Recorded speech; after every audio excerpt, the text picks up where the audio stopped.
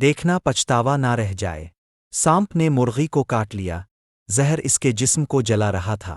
مرغی نے اپنی پناہ گاہ یعنی مرغی خانے میں پناہ لینے کی کوشش کی، لیکن دوسری مرغیوں نے اسے نکال دینا بہتر سمجھا تاکہ زہر نہ پھیلے۔ مرغی لنگڑاتے ہوئے چلی گئی، باہری درد سے زیادہ اندر کی تکلیف سے روتی ہوئی۔ وہ سانپ کے کاٹنے سے نہیں، بلکہ اپنے خاندان کی طرف سے اگنور کرنے اور ان کی بے حسی و حقارت سے زیادہ دکھی تھی، جبکہ اسے ان کی سب سے زیادہ ضرورت تھی۔ وہ چلی گئی، بخار میں تپتی ہوئی، ایک ٹانگ گھسیٹتے ہوئے، سرد راتوں کے رحم و کرم پر۔ ہر قدم پر ایک آنسو گرتا۔ رغ خانے میں موجود دوسری مرغیاں اسے دور جاتا دیکھتی رہے اور اسے افق میں گم ہوتا ہوا دیکھ کر کچھ نے کہا، جانے دو، وہ ہم سے دور جا کر مر جائے گی۔ اور جب وہ مرغی آخرکار افق کی وسعت میں گم ہو گئی تو سب نے یقین کر لیا کہ وہ مر چکی ہے۔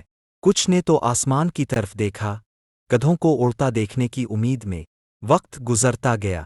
ایک دن ایک ہمنگ برڈ پرندہ مرغی خانے آیا اور خبر دی، تمہاری بہن زندہ ہے، وہ ایک دور کی غار میں رہتی ہے، وہ صحت یاب ہو گئی ہے، لیکن سانپ کے کاٹنے کی وجہ سے ایک ٹانگ کھو چکی ہے۔ اسے کھانے کی تلاش میں مشکل ہو رہی ہے اور اسے تمہاری مدد کی ضرورت ہے۔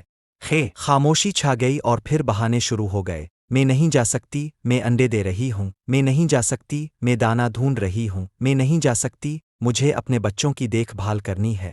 ایک ایک کر کے سب نے انکار کر دیا۔ پرندہ بغیر کسی مدد کے غار کی طرف لوٹ گیا۔ پھر وقت گزرتا گیا۔